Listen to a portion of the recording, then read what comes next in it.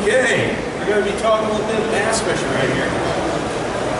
I'm Richie Moschella from the Real Deal Fishing Show, along with my co-host and buddy, Bill Peraino. We put on a fishing show that airs on the internet and can be seen on Cablevision in Morris County. It's called The Real Deal. And what we do is we fish different places around the area and showcase places that you can catch fish at. We'll show you different ways we catch them. And this is one of our favorite ways right here. We're going to be throwing a swim bait. This is a Rain's Rock Vibe Shad, and as you see, this is a perfect bait to target different levels of the water column. Right there, these bass are feeding up. Bill, let's see if you throw that to the bottom column. We're going to work the bottom water column. Can't hear it? Better? What kind of lure is that? That's a Rain's Rock Vibe Shad. It's a swim bait. Okay. Swim baits are a perfect lure to target different sections of the water column. And the water column is slicing the lake in half. And what you see here would be the water column. Your top, your middle, and your bottom. And this is a bait that targets each one of those water columns. So Bill's going to throw it out, he's going to finesse it. He's going to work it slowly on the bottom. Now that bait's going to bounce off the rocks, and it's going to really trigger those inactive fish. Stir them up by making a little thud on those rocks. As it's doing that, it's going to catch the attention. There he goes. Panfish love it too. Now, a swim bait, besides being fished like that, can also be dragged on the bottom in a steady retreat. Found it? You can bounce it just like this is doing right here. Steady retreat on the bottom. Perfect technique. It's just a steady retreat back to the boat. Now he's targeting the big water. The big water column is right there. It's center. And then down. Perfect. You know, and by just lifting the rod tip up and letting it flutter down, you're mimicking the bait fish. You're mimicking what that fish does. I always tell people, when you fish, try to give that bait a natural story. Mimic what the prey does. And by fluttering a minnow, having it drop, the bass are going to be triggered. They're going to be triggered because they might think the big fish is injured, and it's an easy meal. As you see, they're staring it down. Now these baits are also good. You can burn them on top of the water. You can work the top water column. As you see, that looks perfect. That looks just like a bait fish. Swim baits come in all different sizes. 4-inch, 5-inch, there's bigger than that. Fishing it with a jig head. Perfect kind of line that you want to use. Light line. Swim baits XL with 8-pound test. 8-pound test line, you want to feel what that bait's doing. And that's what Bill's doing right here. He's letting it fall down. He's keeping contact with the bottom. He's feeling it bounce. And your strikes can at times be hard, but they can also be subtle. So you really want to feel what that bait's doing. And a good fishing rod also comes in handy because you want to feel all the way into that rod butt what your worm's doing right there on the bottom. Rock Vibe Shad, awesome bait.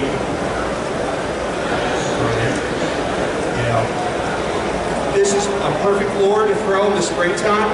Springtime fishing, swim baits are excellent, especially if you're in the Northeast, Connecticut, New York, Pennsylvania, New Jersey.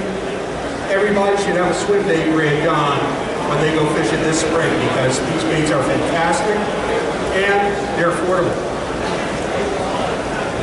I want to switch over to the Z-Man Hula Stick. Talking about finesse, triggering the bite, getting those fish to strike. Finesse baits do that. I like bringing mine on a 1/8 ounce jig head, lead jig head. It's a Z-Man Hula Stick. And the cool thing about products from Z-Man, they are very buoyant. So you're going to see as this falls, it's going to stay vertical. It doesn't flop. That tail stays sticking up already. Stop eating our worm. Son, look at that thing. Okay. This thing is beautiful. How it falls in the water column, how it sits there, it really triggers the bite. Finesse fishing works. And the Z-Man Hula Stick shows you that. As it's sitting there in that water, it's hitting the bottom water column and it's triggering the strike. 8-pound test line, very sensitive rod, excels in this fishing, 6'6", 6'7" rod. And all that is, Z-Man hula stick with a 1/8-ounce jig head. And Bill, you cook yourself a panfish. Oh. Throw it out. Sometimes, when you're out on the boat, you see guys, they look like they're doing an exercise. Don't be too crazy with moving your rod. Sometimes the subtle movement of that rod tip moves the bait just enough to trigger the strikes. So you can calm down with jigging too hard with these. As you can see, the subtle finesse does work. The Z-Man hula stick is proving that here today. Look at that guy. Come on, man. Oh, son. Hey, Bill, you got into some action. The hooks are barbless. They're just, it's a Z-Man hula stick. You can get it in 4-inch and 6-inch.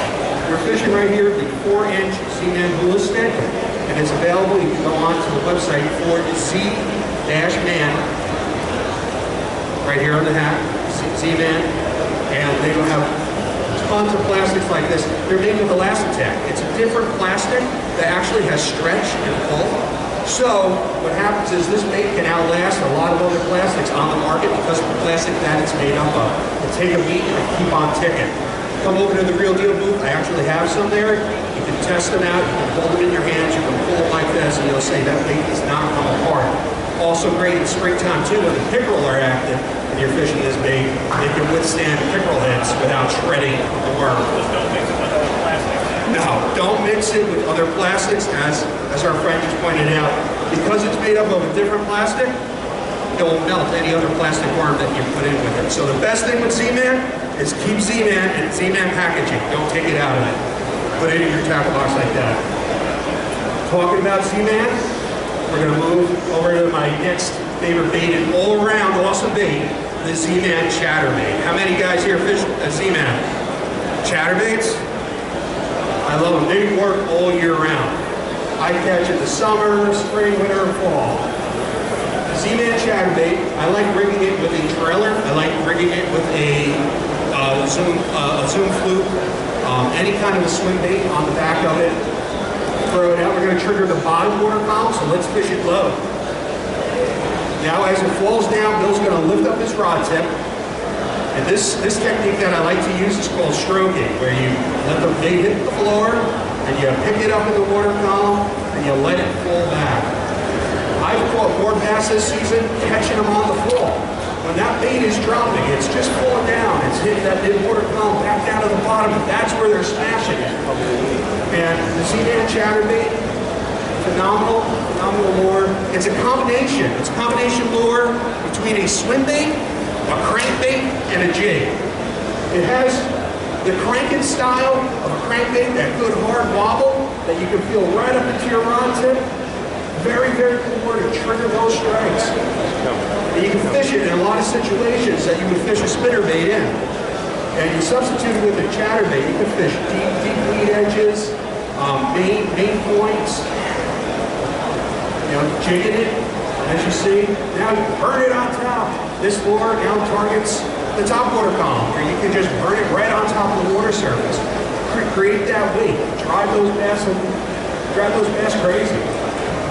Now again, Elastic, the skirt on it's really, really tough. It outshines. A lot of other companies are starting to make chatterbait lures, but nothing beats the original chatterbait from Z-Man. And stroking technique, whether you're just burning it in the water column, phenomenal. These bass are eating that thing up. That right there, that subtle drop, you're mimicking the forage, you're mimicking the bait fish. And that's what we want to do. We want to give these baits a story. Just don't robotically cast a lure. Kind of give it a story. You know what that bait fish does when it's injured? Does it kick? Does it, flutter? Make it dig into the rocks a little bit. Am I giving that bait a story?